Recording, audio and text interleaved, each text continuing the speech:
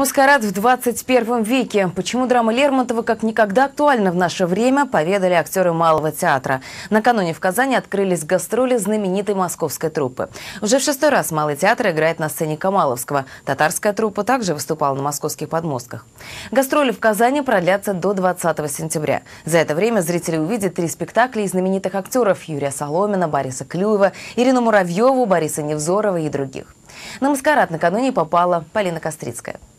За час до спектакля за кулисами все готово к маскараду. Аккуратно расставлены бокалы, наготове веер, трубка и табак, карты, печально известный желтый браслет и, конечно же, маски.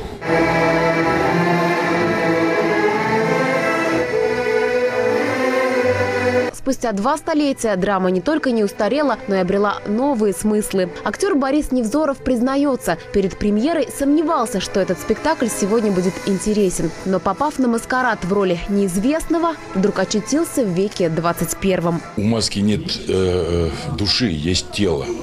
Это когда в человеке просыпается все его, в общем-то, животное, низменное. Когда человек прячется за эту маску, и это так современно на сегодняшний день, потому что то, что связано там, я не знаю, с интернетом, со всякими, ведь и вдруг оказалось, что интернет – это просто глобальный маскарад. Восприятию философских смыслов маскарада в постановке Малого театра ничто не мешает. Это драма Лермонтова в самом полном варианте, без купюр, во всем академизме Императорского театра и торжестве актерского слова. В спектакле блестящий состав. В роли Арбенина Борис Клюев.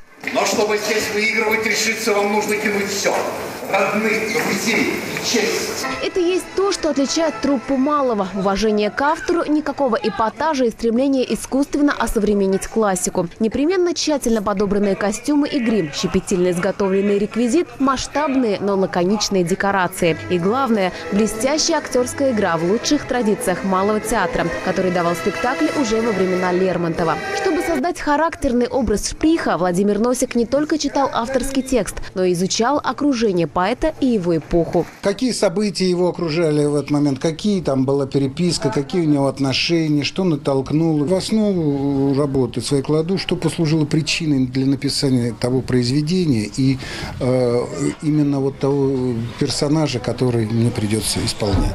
Помимо маскарада, казанских зрителей ждет комедия Островского «Волки и овцы» и Филумена Мартурана Эдуарда де Филиппа. Перед каждым спектаклем в фойе можно увидеть 3D-выставку костюмов Малого театра. Полина Кострицкая, Рустем Залилиев, столица.